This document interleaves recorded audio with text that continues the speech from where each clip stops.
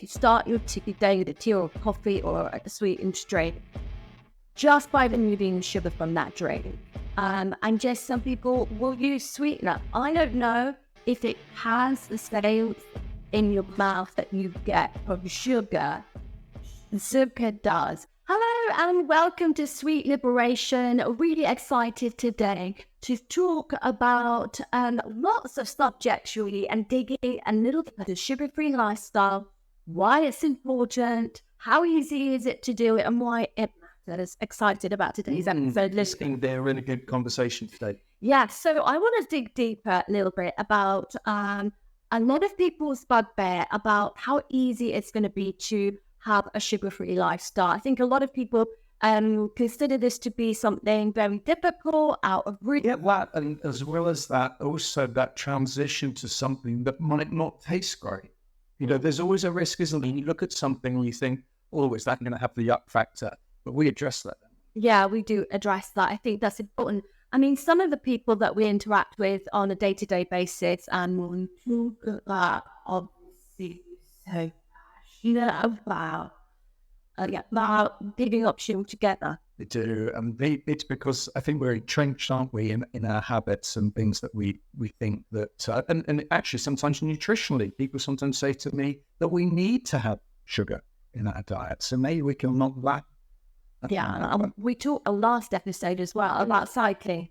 Cyclists are bad, aren't they? Thinking that, and a lot of athletes, I think less so these days, but maybe amateur athletes have this kind of misconception that sugar is the main driver, the main fuel for energy in the high. Yeah, long voice.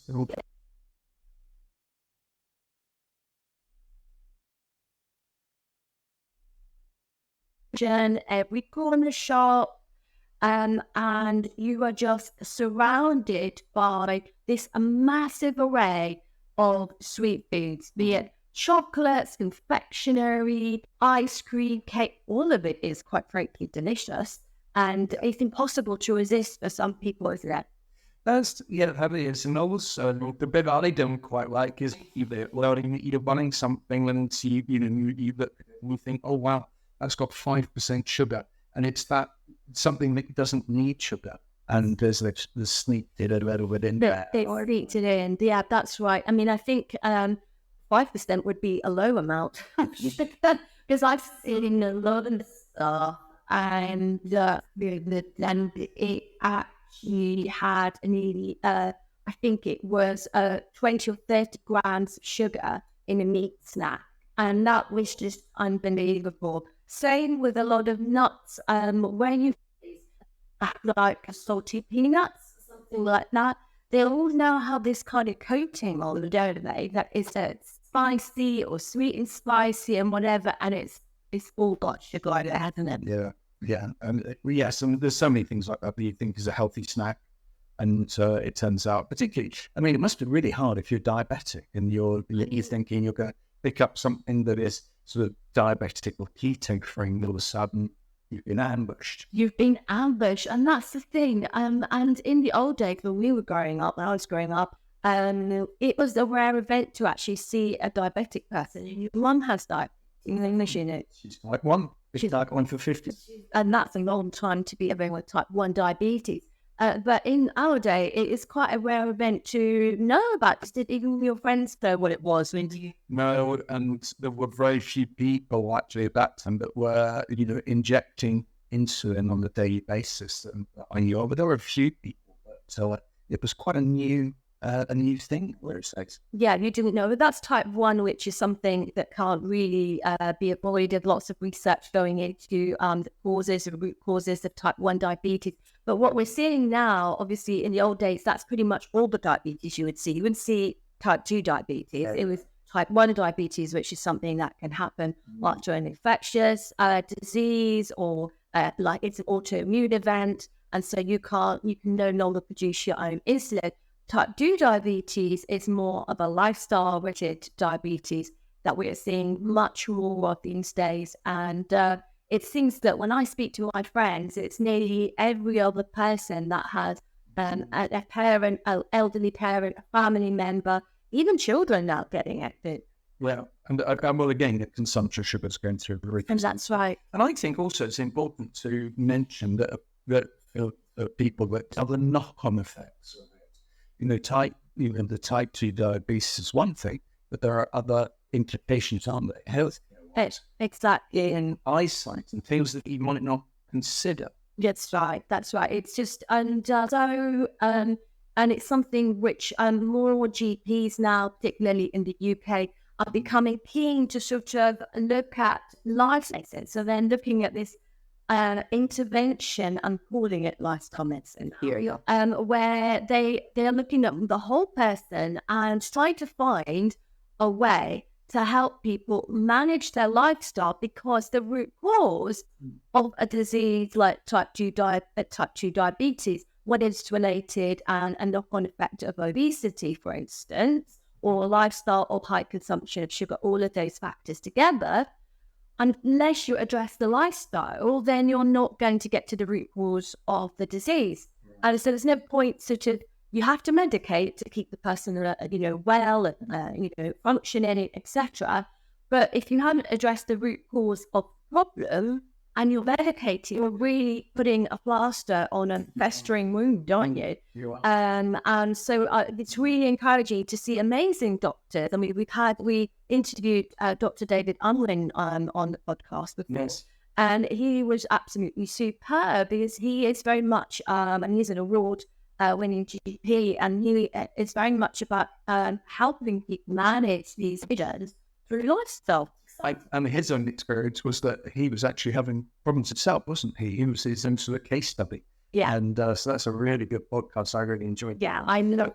Let's move on to quickly how easy it is to become sugar free. That's what I mean. Question. There's to not start changes, because people feel that it's going to be really difficult. So they hear the word lifestyle change and they have a massive meltdown, because they're like, I can't give up. And they always start listing the things that they can't give up, because they feel like they're losing out. And thing that we're really passionate to show people is how very simple it is to make some simple switches and to make some simple adjustments to your lifestyle, and to be able to still have a healthy lifestyle. So should we give some examples of that? That would be great. I mean, I think, first of all, with your story, this example in there of your sugar.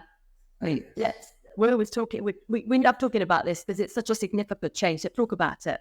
Yes, but I have loads of sugar as a youngster, and I think I was probably addicted to sugar. I had so much of it on, Weetabix and shredded wheat and things, and cornflakes even. And I just loved it. I loved all of that sort of sweet thing, the sweet flavors to things. And obviously the amount of sugar that I used to put away was incredible. The problem was, from my perspective, was that later on, with hindsight, having the amount of dental work and fillings and things that I had to put up with. And at the time, you're eating, having sugary sweets and treats and cakes and donuts and all of these things. One thing I will say is that I was active, walked a mile to school, etc., out on my bicycle every day. So actually, I was offsetting the amount of sugar that I was consuming with the amount of exercise that I had. But you've got to be very careful, because if you're having all of those calories in sweet foods, and then if you then go and do something like become a little bit more, you do, generally speaking, I can say this quite confidently as a cyclist that was competing, is that when I stopped cycling, for whatever reason, be it work, commitments or whatever else, what I didn't do is then realize I needed to cut back on the calorie in the sweet foods. Oh. So actually, I gained an awful lot of weight by carrying on with the food habit. Yeah, so that happens actually to quite a few athletes. I think most of us will remember athletes that are like a childhood heroes. And then you see them after they've, kind of tired from their athletic career. And some of them really struggle with maintaining, healthy weight, because they have been used to consuming large amount of calories to keep them going. And they don't make that adjustment after their careers. it can be really kind of catastrophic to them. But for us, I mean, the thing is, we suffer with the sorts of things that we're seeing in children these days, such as weight gain.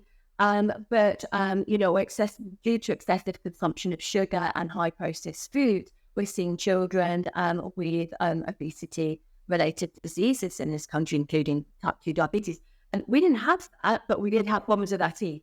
Yes. My mother just said to me yesterday, she's like, your mouth is full of fillings. I mean, we're not going to get into all of that, but in my mouth is one big filling. And we were just in the dentist chair all the time from the amount of sugar we were consuming. Yes. Well, so much so that I'd almost say that back in the 70s, I almost felt that the dentists were being paid a filling. And so, I don't know whether that's something that's a thing. Certainly, from my story, going back to that, when you first told me that there are alternatives, actually at that time I was putting 5 sugars in the drive-through coffee houses that I was doing. I was putting 5 sugars.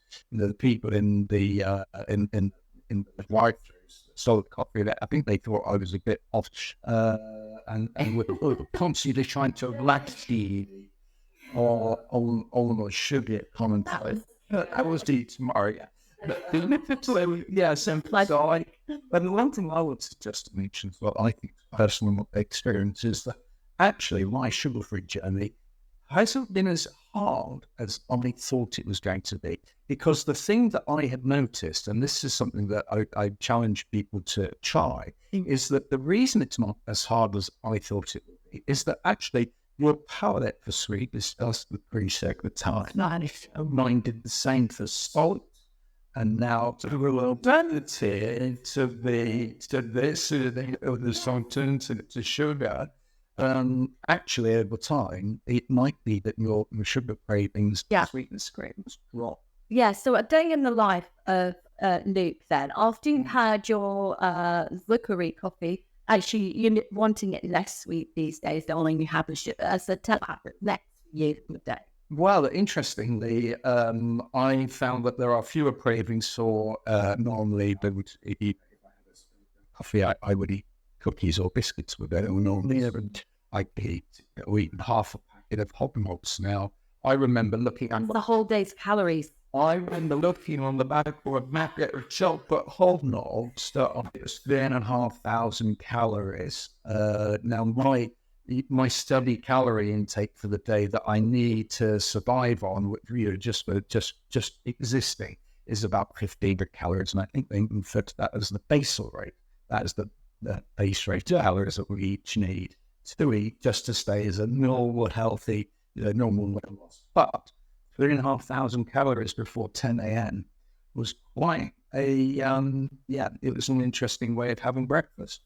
Well, though, because of Zukr and having Zukr in my coffee, I'm not getting those cravings. I'm not going for the cookie jar.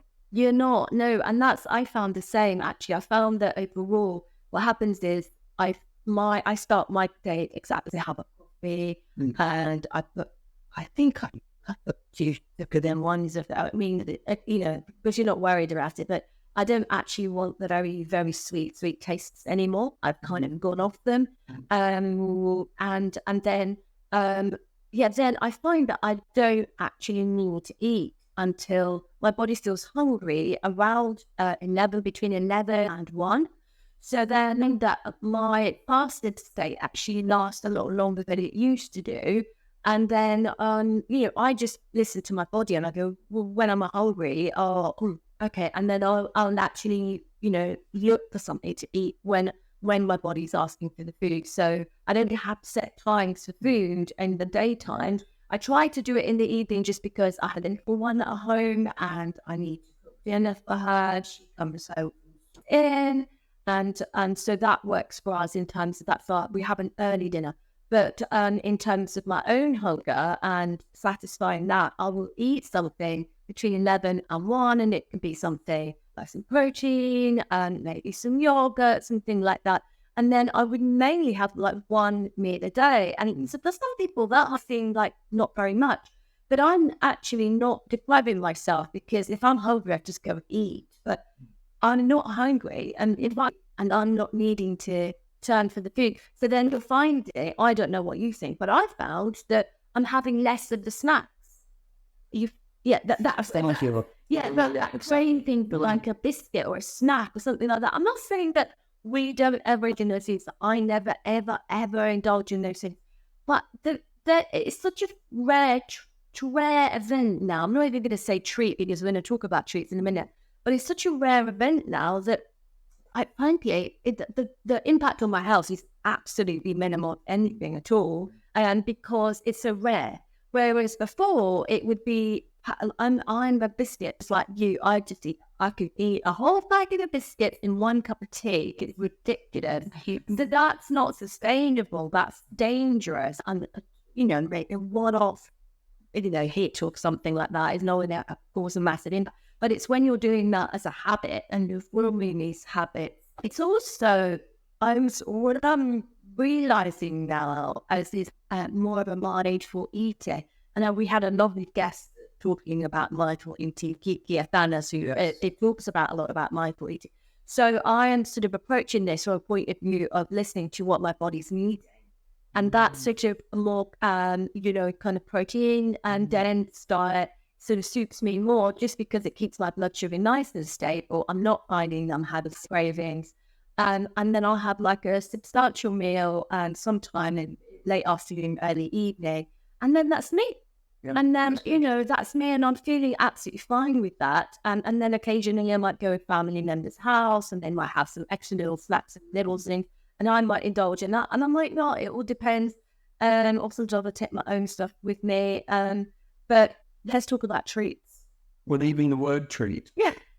A sugar treat. I mean, that's something that, even that, if you think about the conversation around that word treat, it's actually something that people are thinking, oh, wow, a treat is something that they are, if they went without. It's a reward then. Yeah. It's a reward.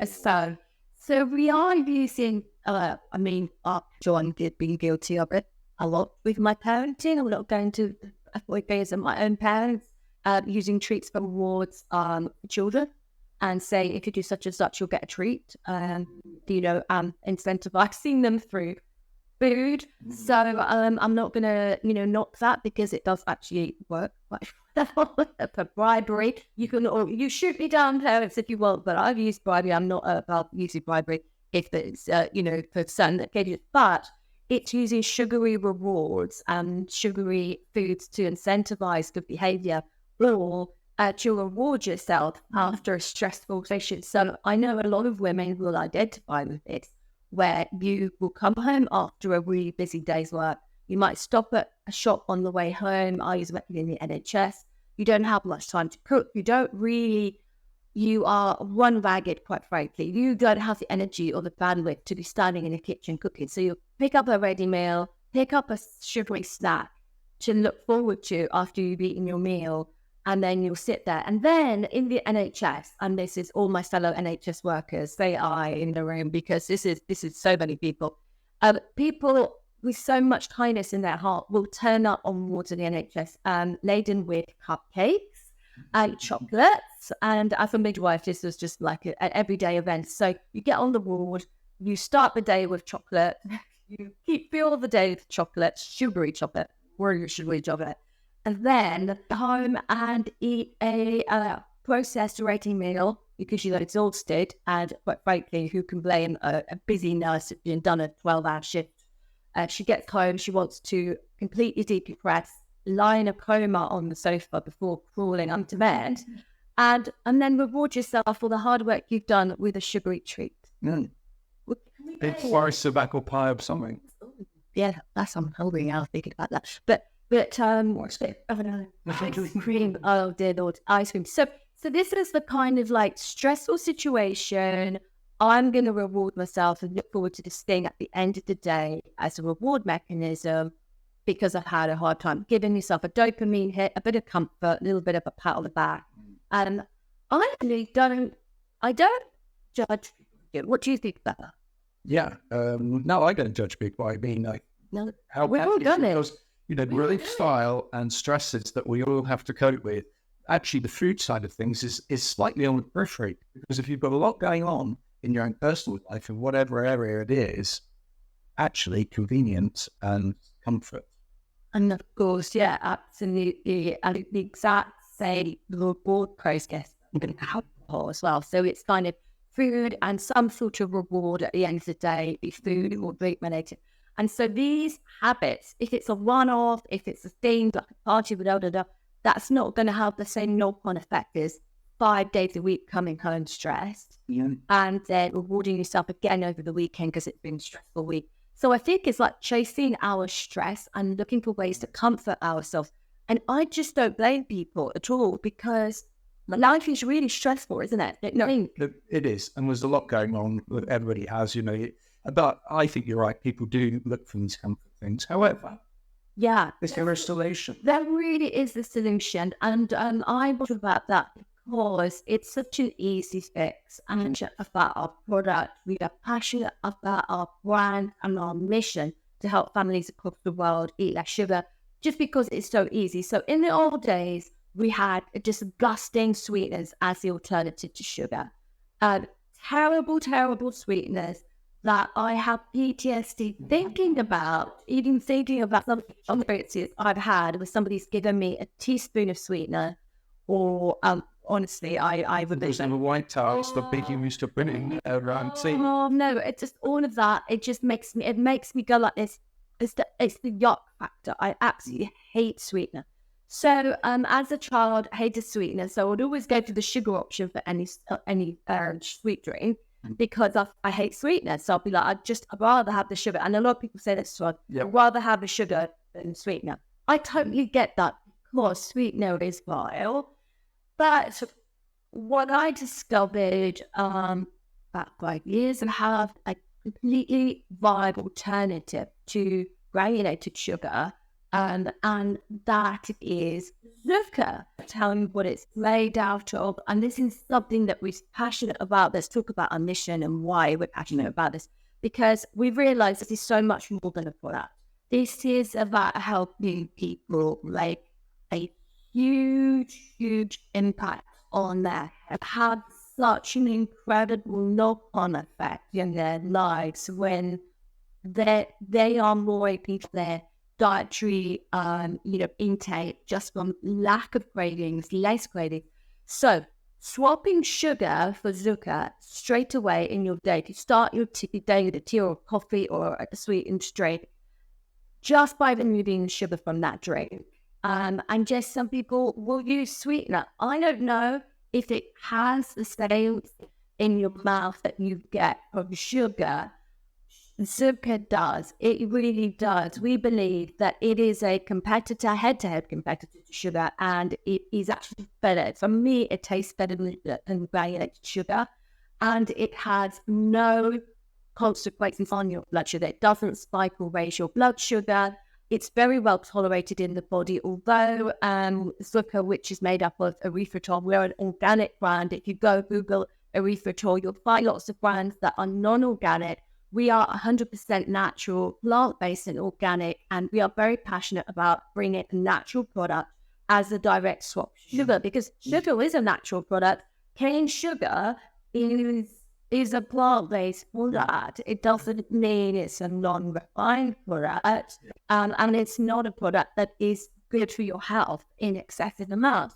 But we'll put that. So this is something that we have a brilliant direct swap, and it's as easy as that. But we don't think that's enough, do we?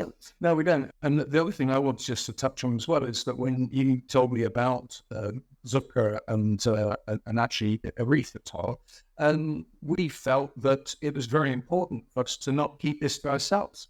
That was one of the things, is that we believe that it's our duty and our mission to tell as many people about it so that people are aware that there is an alternative out there to sugar. Exactly. We are really passionate about that. And if this was as simple as bringing product to market and that this product was going to solve all of the world's crises and problems, then quite frankly, there have been enough sweeteners in the market for long enough that people would have made the swap if there was a sweetener or a replacement for sugar that tasted it's good. That is, there hasn't been anything that has been used commercially enough as a viable product. And I can name a few. Let's name it. There's some of the ones that we don't really dislike. Stevia. I can't take some of the flavour of that at all. Then for me, actually, in soft drinks, the aspartame. Aspartame.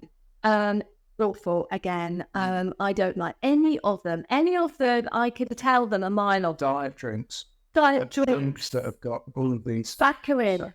I can't. It is sucralose. I can't bear the flavour of these drinks because they do have an aftertaste, and especially I get so many people that always are so kind and try to get me to try products, and I'm always so sad when they've got stevia in because I'm like, this is a great product that's been rubbed by stevia. Now, there are some people that love stevia, judgment on the ones that sort of panic, that's God bless you. But I've worked in before I became a midwife, I was working in hotels and in catering and in food service. And you know, you can't go to a chef of any reputation whatsoever and say, make me a cake for this wedding with stevia in it, or a patisserie product. And they'd be like, please, don't worry. They're not going to, they're just not going to accept it. So I worked in a two Michelin star restaurant. They're not going to accept put stevia in. It doesn't taste as good as sugar. So this is the thing that we're passionate about, because actually Zukr really does taste as good as sugar. It looks, feels and tastes just like sugar, and you can bake with it. That is good for you too. That's the bit that is just, to me, there's no calories in it. There's no calories. It doesn't spike the blood sugar. It can be used by diabetics. It's safe for dogs because other sugar replacements, xylitol, are actually deadly for dogs. So if you're a dog lover, if you have, a beautiful pet at home, and you want to eat food that, if it might drop to the ground and your dog needs it, if you made a cake with xylitol, that would be a vet emergency. You'd have to call the vet just straight away because it can kill dogs very, very in a horrible way. So, xylitol is not safe for dogs, for people with pets. It's not good. But actually, erythritol and Zukr is safe for use in veterinary products. So it can be used for animal lovers, dogs at home. And that means that if you've got your lovely dog and at home and you've made some cake and the kids drop stuff to the kids are always feeding dogs, aren't they? Exactly. Actually, I think I saw a vet product and it was actually drops and it goes in the dog's water because and actually what that's doing is it's actually to the tartar that builds up off dogs' teeth and it's a bacteria that's holding on to that actually can give the dog breath. And humans. And humans. And you were saying that bossy breath factor. Get rid of that. They're good. And that's the thing. So you've got an actual head-to-shed sugar replacement that looks, feels, and tastes like sugar, and it's good for your teeth. Can I add something else? Let me add one other thing. What I really like about it, when you go head-to-head with sugar, and a blind taste test, and believe us, we have done this on a lot of people, we have, including our own children. Yeah, the resistant ones as well. About it, that it's 80% as sweet as sugar. So it actually is not only more pop, but you don't actually notice that 80%, so you can use it one for one. Yeah. Just as you would a sugar. And in fact, what you're actually doing is you're slightly reducing the sweetness without you even noticing it. Because that 20%, for me, I haven't noticed. Still distinguishable. I would say that as well. Same in cakes. And the fruit cakes thing are a bit viral. And people want to get the recipe for that. So we definitely check out our socials at the moment. And maybe I should post the recipe somewhere below this video, so people can get for our viral strawberry cupcakes that I just didn't know. Why are we talking about cupcakes, healthy living, and sugar replacements? So I think we need to kind of give a bigger picture of our mission. That, and I'd like also to touch on where people say, I haven't had sugar for years. Let's do that one first. Yeah, when they say they haven't had sugar for 20 years, but actually...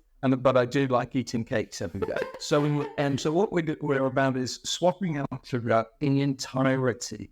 We're not trying to in tea and coffee because sugar in tea and coffee and not have it in your tea and coffee. But if you're still eating 50 grams of sugar for the rest of the day in cakes, biscuits, and other forms of high carbohydrate foods where it's hidden, then that's not a mission to come right. Even Zukr custard. I mean, if you had some stewed apple, and within the stewed apple you mixed it in with some Zukr and made some Zukr custard. Imagine that. I'm going to have that tonight. It's delicious. That was yummy. So I know, sugar-free. So I think the thing is, let's talk about the importance of treats, how people are stressed out in life, and why we don't think it's people's fault that they are going food. I don't think it's anybody's fault. I'm not going to judge anybody for turning to sugary foods. Our mission isn't to put to a really difficult starting at people and making them feel bad about their food choices. That's not what we're about, are we? No. What we want to do is encourage people by showing them how easy it is, how there's no resistance to actually healthy living these days, and how you can still have your treats and you can still have your cake. It's important because people are stressed out, they're overworked, they have all types of things that are stress factors in their life. And the last thing they need, and the reason I believe, one of the big reasons that I'm a healthcare professional, and as careers of healthcare professionals across the world, public health professionals, we have failed to deliver healthy. We all know what we should be eating. It has implementation zero, failure rate across diseases that are carrying and putting up on the graph because of excessive sugar consumption and excessive consumption of high processed foods, right? Two things together going up. So that can go up. So what we're saying is the exact opposite. We're not saying, oh my God, you've got to only eat a lettuce leaf and this piece of spinach is the only thing you can eat for the rest of your life. You bad person choosing that cream cake. Shame on you. Go do 100 sit-ups. We're not saying that. We're saying, look, actually, it's so easy for you to have a swap and to still enjoy some of those lovely things that you enjoy because you've had a stressful day. And if you want a piece of cheesecake once in a while, you have your cheesecake without it spiking your blood sugar and then plummeting you into a cascade of, going for the crisp packet and the Mars bar and all of these things in roller coaster. You are just going to crave the sugar more and more during the day, and it's going to be harder to resist. So actually, when you stabilize your blood sugar, it becomes just a bit easier, doesn't it? It does, yeah. And they're the things that that I like about it is that yes, you've stabilized your blood sugar, you're not getting those sugar cravings. And there was so many benefits. But the thing that I actually would like to say, it's not annoying listen to this, I'd like to do a giveaway. One of the things that I was really flattered by was that one of my friends received a bag of products we sent it, and then made this delicious banana bread with their children. And then they posted a picture of it on our socials. And I'd like to say, can we do a giveaway today? Let's do a giveaway. One that makes something. Yes. That's a real idea. Try. So what you need to do is you need to subscribe to our channel. Yeah. So hit the subscribe button. We're going to do a giveaway. First 100 people that photograph something that they have made. It could be something that somebody else made. You may have done it with brownies, and then you do some something else. Right. So I would love to give away some Zukr to somebody lucky that's watching this program, and then we can also have another giveaway, which would be the recipe and our. So why that's important. So we have this idea that we want to help families across the world have an easy sugar-free lifestyle. And we realized that just swapping out a product, that's a great product, the best product in the world. We believe we've got the best sugar replacement in the world, hands down, no questions asked. Okay. However, and if you don't support people, a start of change. That imbalanceization isn't. We thought that's not far enough. We're not going far enough in our mission. That's my But point. let's create an entire support system for people to be able to have community, have support, access to great content, and make them feel that they are loved in this journey, because it can be lonely if you're the only person in the household. But actually, if you realize how easy it is, everybody else can join you, because you're just not going to miss that ever again. That's our promise to people. So we created this app. We have launched part of it, but we've got so much more. And there's and that really, because that's launching parts that the elements that are going to need that, and people will grow with you. Exactly. So somewhere around this video, a link to our app so that you can download it, and we are going to do a giveaway. We're going to give away. I would like to give away just 3 people. Okay. I would love to do a giveaway of Zukr, and we want to hear your stories and to hear your feedback. And we've had some amazing feedback. We've had some amazing life changes. People with diabetes that have really seen an improvement in their symptoms, and it's made managing their diabetes so easy. And we've had some incredible users and some wonderful people, families with children, mums, dads, elderly people. Your mum loves it because she's a diabetic. My mum's been making jam with it. Wow. I know. So Yes, I love the orange cake. Orange cake I support. Orange cake. Oh, it's amazing. So we want to support people. We do indeed. And I say, going back to the theme I do, and it's not, I'd say, going back to that, taking a photograph and putting it up on social. Yeah. That's the one I want to also reward. I get it out that with the recipe book. Yes. And what we'll do, we'll have a chapter sheet come up with something that's really exciting. Yes. So we want to see people baking, cooking, and just enjoying having fun, because the important thing in life is that life's heavy. It's just so difficult. We are removing all barriers and all resistance, all the things that make healthy living difficult. We've taken those away, and we are bringing the fun to the party, because waking up every day, we want people to feel happy and that they've got something to look forward to every day, be it food, be it moving, be it together as a family, all of those beautiful things that they're eating as a family, having guests, kitchen, dancing, all those things are lovely things, easy, achievable things that we can do, everybody can do to improve their health. And when you start being happy, it becomes easier. When something makes you happy, it becomes easier to do it over and over again.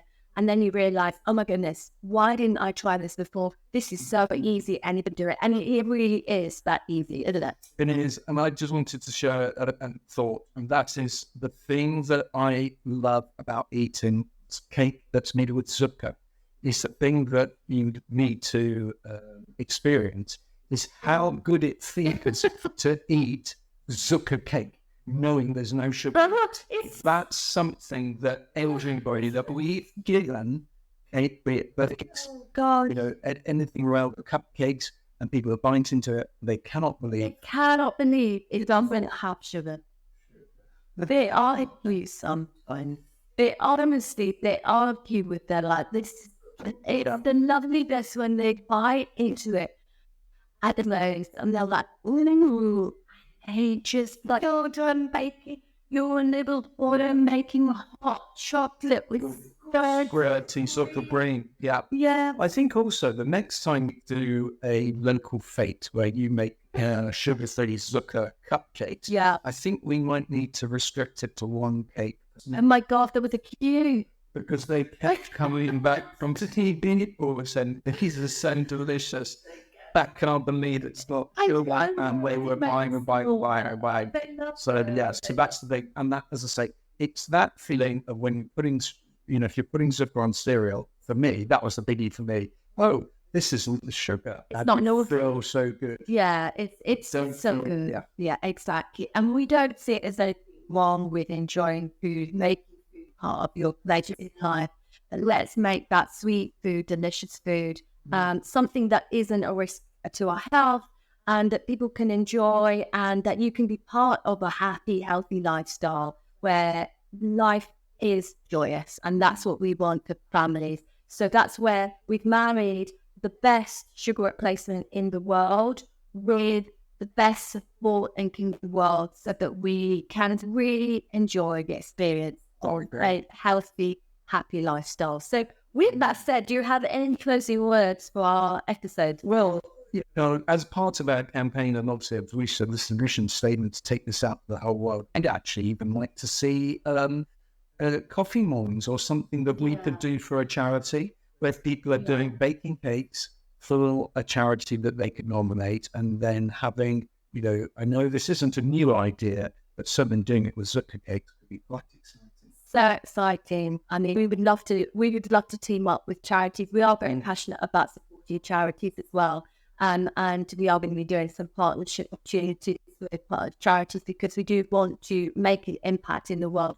And one of the best ways to do that is really supporting charities and not-for-profit organisations. All of the wonderful work that's being done out there with families and children, and we're passionate. So the last question really is, how do people grab the Zukr? So if people want to try Zukr, they go straight over to our website, and you can go to zukr.co.uk, and it will tell you there our offers.